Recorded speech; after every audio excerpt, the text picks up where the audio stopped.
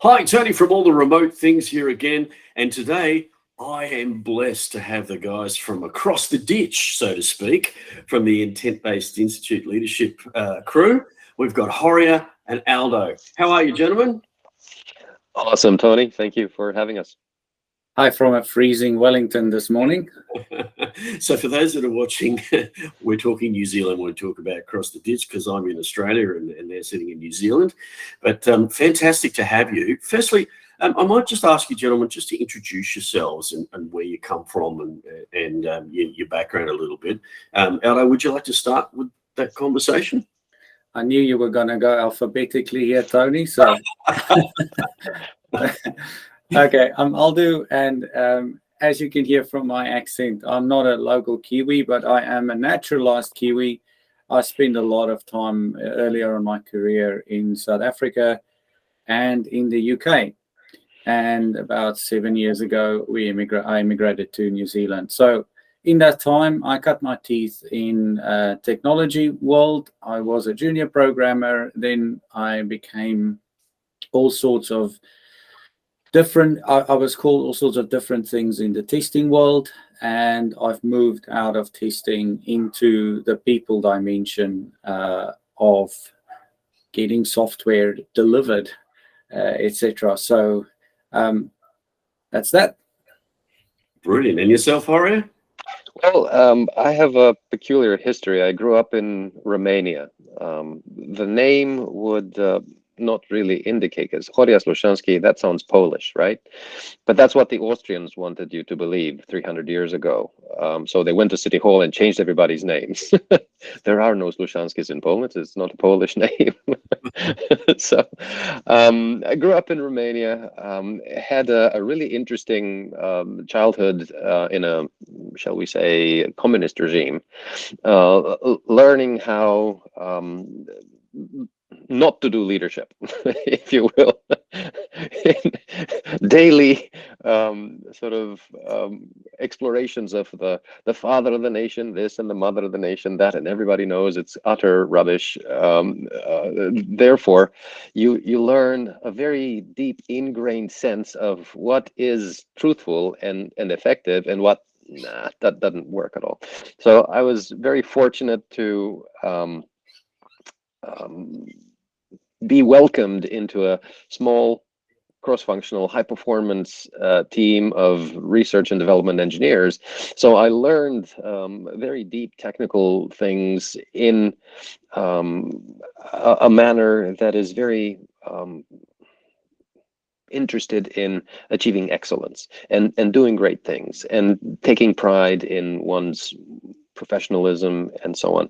And when later I moved to England for a couple of years, and then in 1997 came to New Zealand, I was astonished to discover that Western organizations and corporations and social sector organizations are happily building communism as well in terms of their behaviors. So despite starting with a very deep technical background, got a PhD in computer science and trained as a Lean Six Sigma black belt and so on, I got attracted a lot more towards coaching and leadership effectiveness, and that is what forms the core of our passion these days.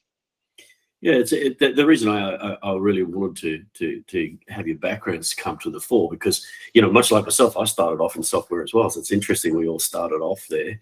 And of course, Horia and myself know each other from the agile coaching, so to speak, ring. So we've known each other for quite some time, and then we've reconnected through this. But the interesting thing is that the reason we're having the chat today is because we've all gravitated towards the fact around leadership, and this talk's going to, you know, conversations a lot around the leadership, and the intent-based leadership has sort of really brought to the fore much of the change that's needed in leadership. And we've all had the pleasure of talking to David. I've had the pleasure of casting with David quite often. You guys are actually working a lot closer with him, obviously. So let's just have a little bit of a chat about that. So how did you get into the IBL? That would be a fantastic start. Let's go alphabetically again, just to make our own.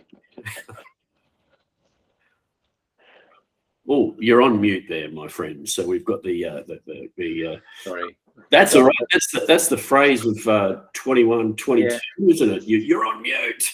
Yeah, the dog was barking, so I had to keep it. So we actually have to give credit to a colleague of ours, Gareth Holbrook, that made the connection with intent-based leadership. He attended a talk from David with Agile Australia. I don't know how long ago. Let's say 5 or 6 or 7 years ago, when David keynoted there, and he attended one of David's courses, and a lot of the things resonated quite strongly with him, and he reached out to them about 2 years ago, 2.5 years ago, and we started talking to them, and actually, suddenly we blinked, and we became associates of intent-based leadership. So that's how it evolved over that period of time. Aldo is very modest. We've actually done quite a fair bit of work in contributing to the intent-based leadership community, participating in regular get-togethers, and then starting to deliver specific pieces of work with Intent-Based Leadership International.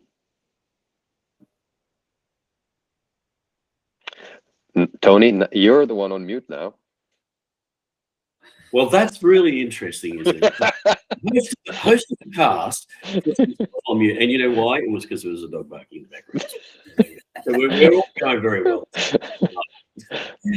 That's part of the organic part of this show, I'm afraid. Yeah. What I was saying was the interesting is David has created this community around it now. It really is a community. It's a different way of thinking about it.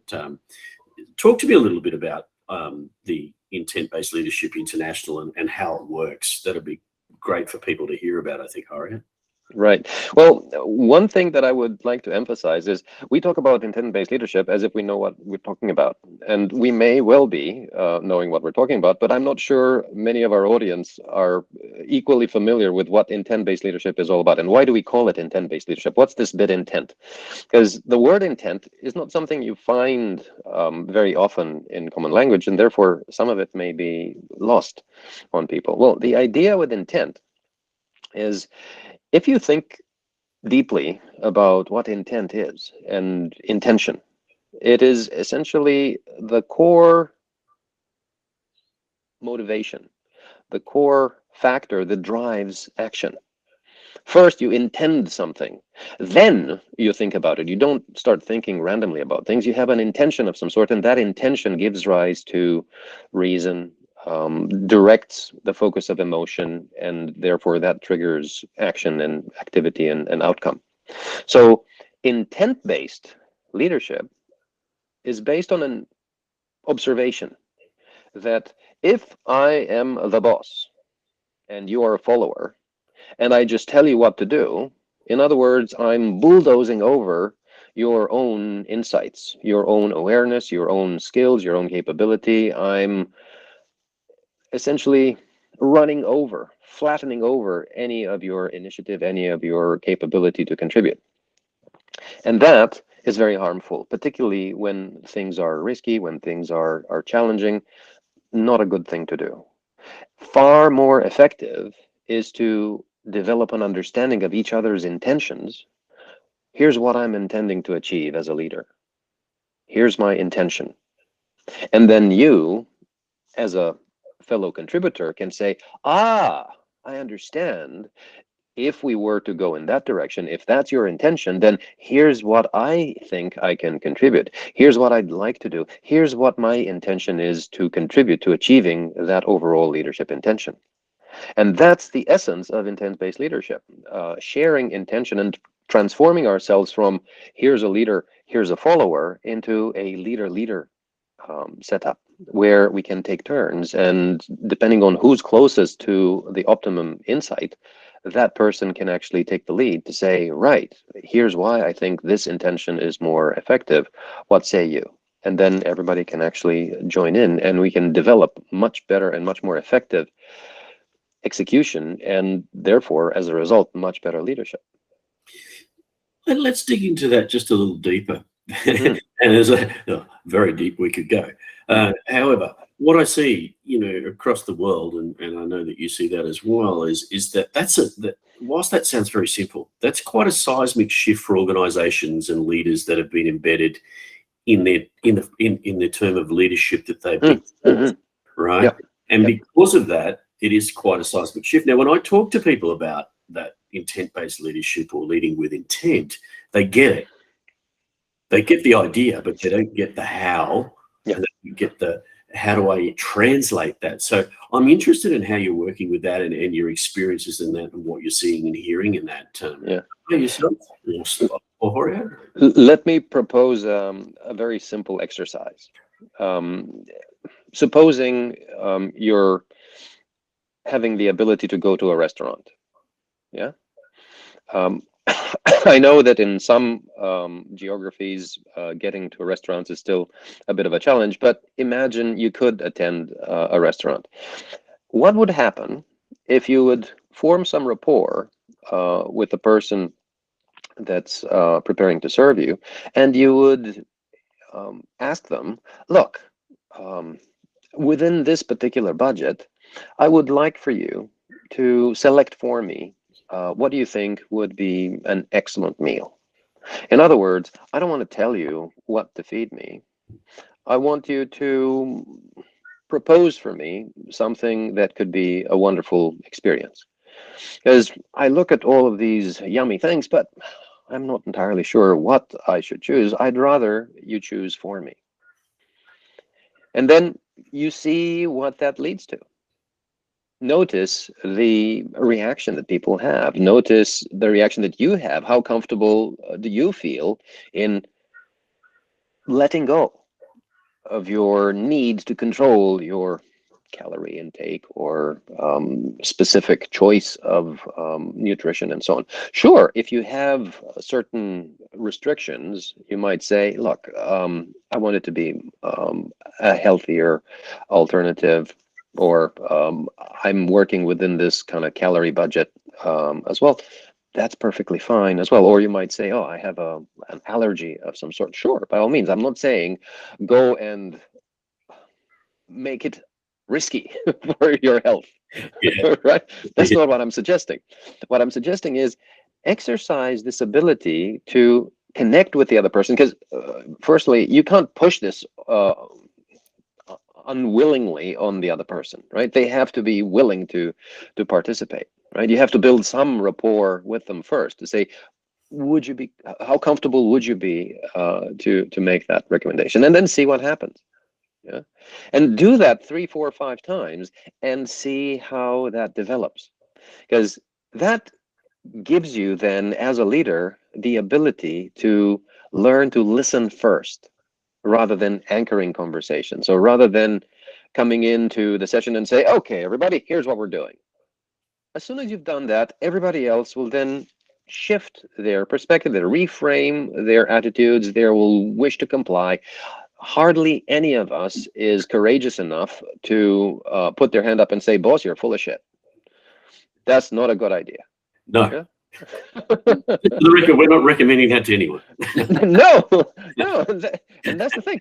It may be accurate. It may be true. Yeah, or you don't know what you're talking about. We're having this and this and this challenge. You don't understand. You don't see, and we don't have the ability to do that frequently. But if instead you start by attempting to listen, attempting to understand, attempting to see, what are you thinking? What would you like to do? What are you noticing? What is your intention right now?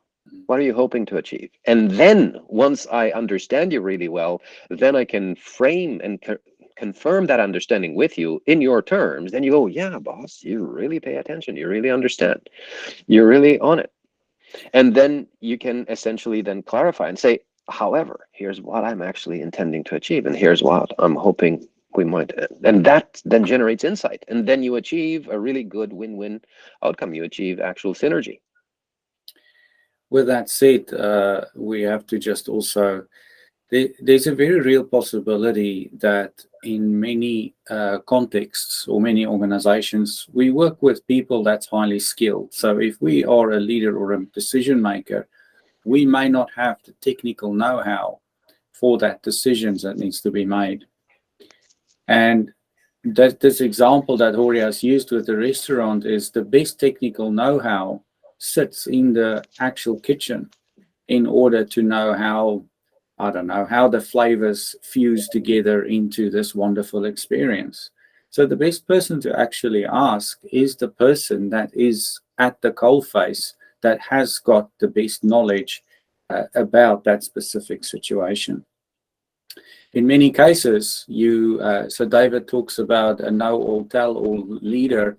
In many cases, that's the worst decisions that you can make, is to pretend that you know all and then tell all. There's a whole spate of skeletons, organizational skeletons that just think about the dot bomb era, about people, the technical people that made the decisions that got those startups going, sold it off to people that were just looking at balance sheets and had no technical competence to make a decision about where to steer their organization next. And yeah, history is writing the stories in all of those collapses and job losses and so on, because people were making decisions about things they didn't know about. And we see this still in today's world. It's running rife. So just to expand on what Horia has explained. And I think that's interesting. Let me pick you up a little bit on that, because there was something Horia said, and there was something yourself said. And one of the things that I hear a lot, risk, right? The first defense, literally the first line of defense to changing to this kind of leadership is, it's too risky. You're asking me to give people control, and I know what's best because I think about the risk, right? So how do we work with that? How does intent-based leadership or leading with intent change? Yeah.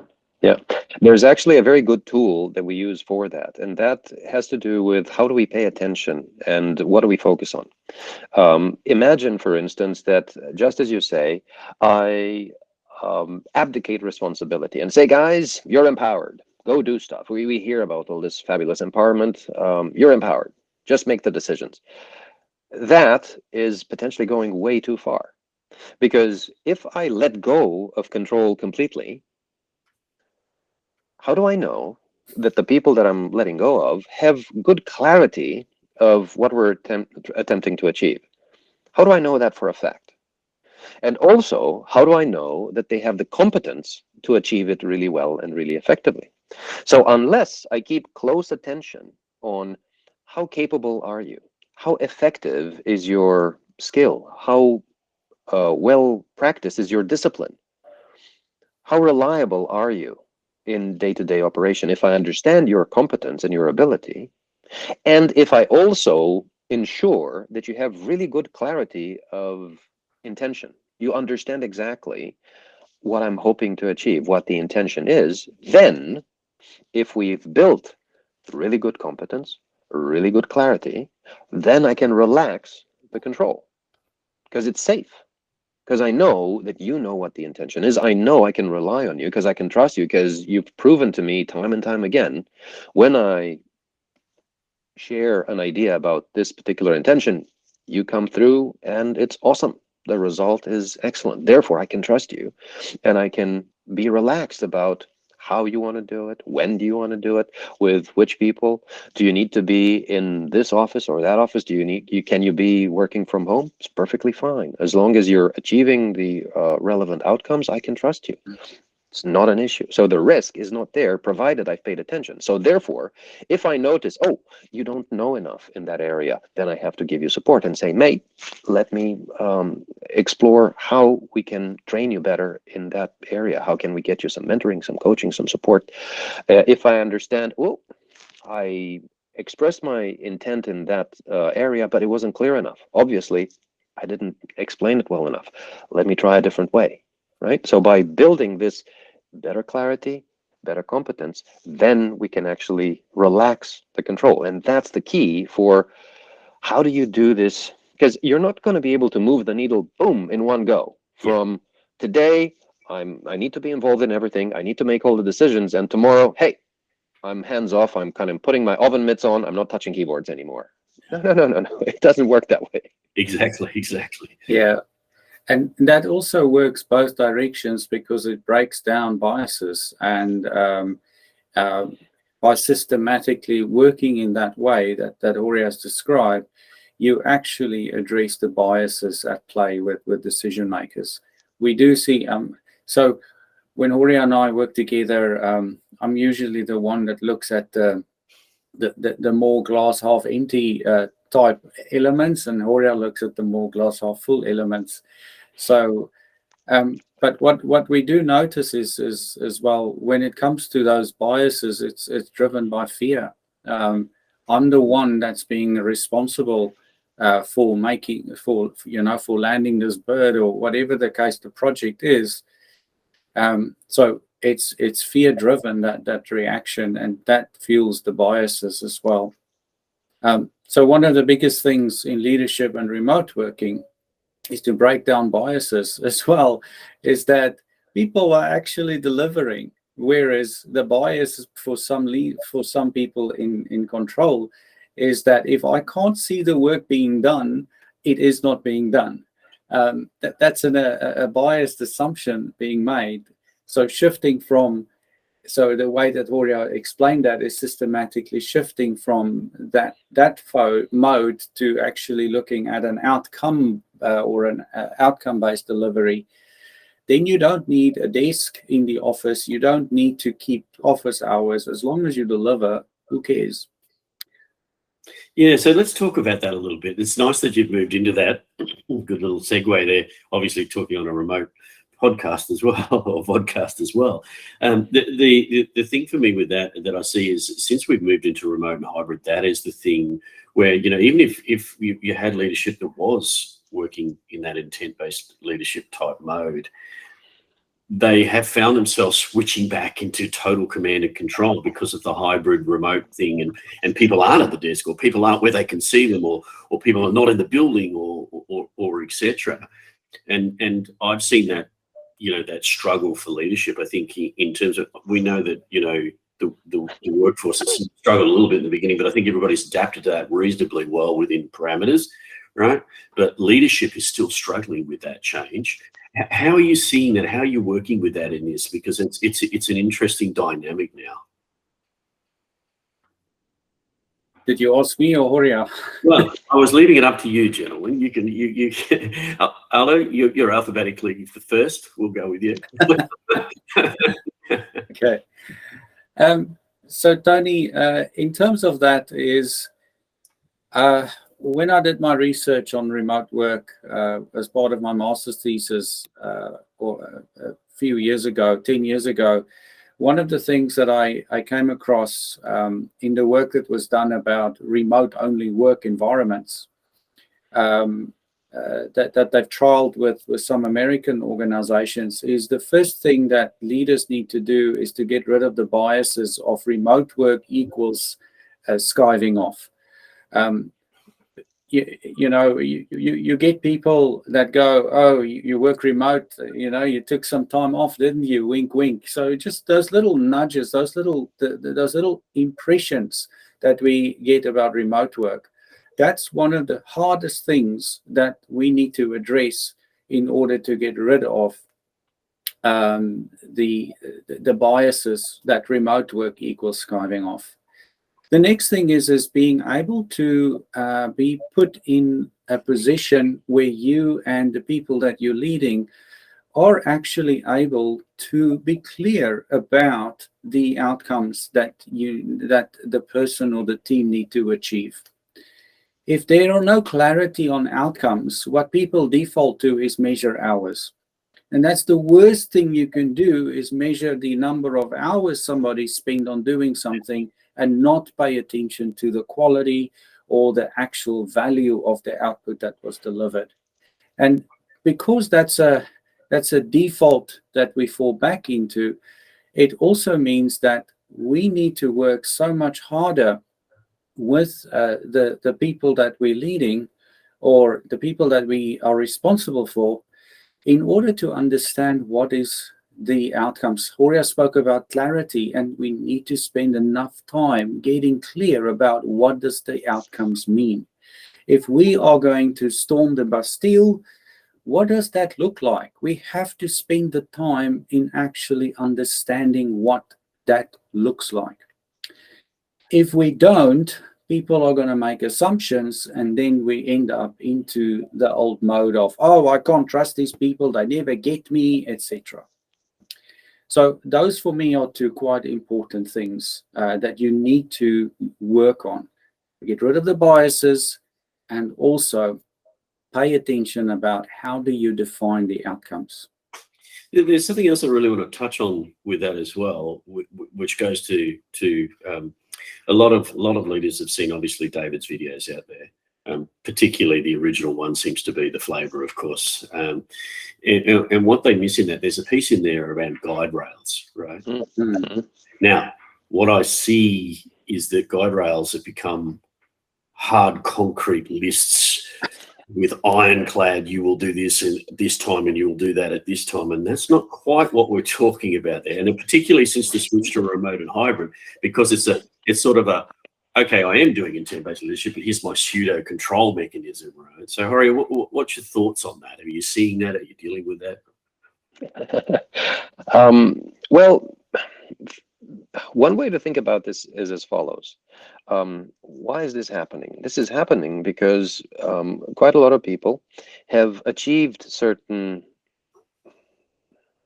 degrees of success, and they have been appointed in various roles by performing in a fairly directive fashion.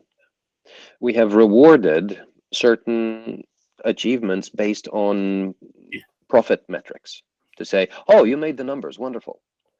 But people have not paid attention. So what does that mean to the lives of the people in that organization? How were those numbers actually achieved? It's not just you've made the numbers, wonderful, but also how healthy, how thriving, how flourishing is that organization, and not only the organization, but the community and the society in which it operates.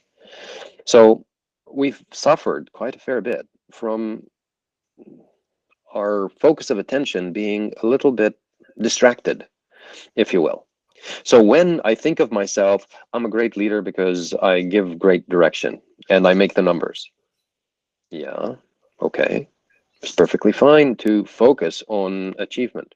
It's perfectly fine to keep score based on profit.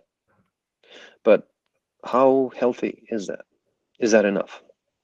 How might we do better? How might we ensure that people not only work,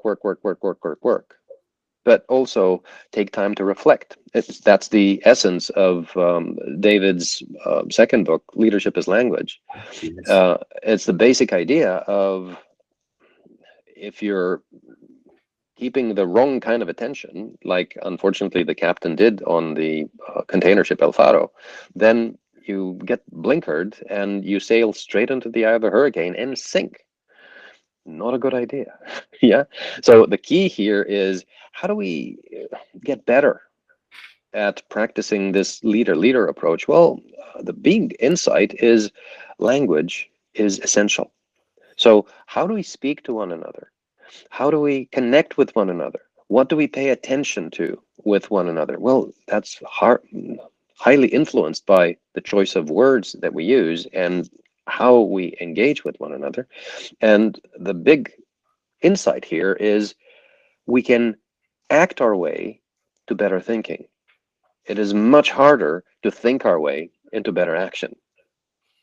Yes. So developing better language habits is where this all starts. So that's the idea of understanding red work and blue work and learning to balance it. Yeah, the red work being the work of action, and the blue work being the work of, okay, hold on, reflection. Why are we doing this? Is the goal still what it should be? What's our intention? What are we noticing? What risks? What issues, dependencies, assumptions opportunities and so on do we have to consider? It's a very interesting line you draw there, because having been around the agile circles for a long time, as you yourselves have as well, I see that agile creates some of this contention as well. And the reason being around that is what I often say to people is agility by its very rote disseminates control. That is the intent that it brings. However, by placing that intent, it then it actually creates contention with the traditional leadership. I use the word traditional because it's not always command and control, but it is traditional leadership, right? And those traditional leading mechanisms. So therefore, then you see this contention within the organization. So I guess my last question for yourselves, and Aldo, if you'd like to take the lead on this one, is really how do you break down those walls? How do we get leaders to think about even taking intent-based leadership on? Mm. Well, that's the $1 million question, isn't it? So the whole intent-based leadership toolkit that we help organizations with provides a whole set of mechanisms and tools by which you can do that. But one of the big things that we as leaders need to do is to get out of our own way, is to put our ego in the back seat and not let our ego rule what's happening, but actually step back and give control over to something else other than the ego. And that for me is quite problematic, because with the ego comes all the biases, etc. And then you fall back quite quickly into old habits. So Horia spoke about practice your way to new thinking, or act your way to new thinking. And it starts with practicing taking that step back and putting your ego in the boot of the car. Even if it's just for 2 minutes, or next time you make it 3 minutes, and so on and so on. I think that's probably one of the biggest things that any leader struggle with. And a way to look at that as well is if you call, and this may be a little bit controversial, so if you call yourself a leader, show me your followers. If there's nobody following while you are leading, then you have to rethink what it means to be a leader. I like that. Yeah, I had a very, very mercurial a CEO once who said it's really easy to put a flag in your people's hands and say, go on. It's not so easy to put the flag in your own hand and say, come on. And I've always remembered that, because it really struck home, and that was pre David's book, etc., etc. So yeah, very interesting. Interesting enough, he came from a military background. Gentlemen, look, we could talk more. We're really close to the end of our time. What I would like to do is say to you, how can people get in touch with yourselves and get involved with the Intent-Based Leadership International? Please tell us how they can touch base. Easiest is reach out to us on LinkedIn. Beyond that, there's always the Intent-Based Leadership International website. That's a fantastic starting point for reaching out and learning more or engaging some of us. The great news for people in Australia, New Zealand, and the general Asia Pacific zone is that now we have specialist people able to support organizations exploring intent-based leadership in the region. So reach out and let's talk. Brilliant. Yeah, that's fantastic. Look, really, really thank you for spending the time with us today and talking about one of my favorite subjects as well. You made it easy for me. I didn't even have to segue in some of the questions. You just took it there, so it's fantastic. Anybody who's listening to this, don't forget to like and subscribe so we can keep this thing going. Join us in the Remote AF community group that we have set up. Just go to remoteaf.co and click the community button and join us. Gentlemen, it's been fantastic having you on all the remote things today. Thank you, Tony. Thank you, Tony.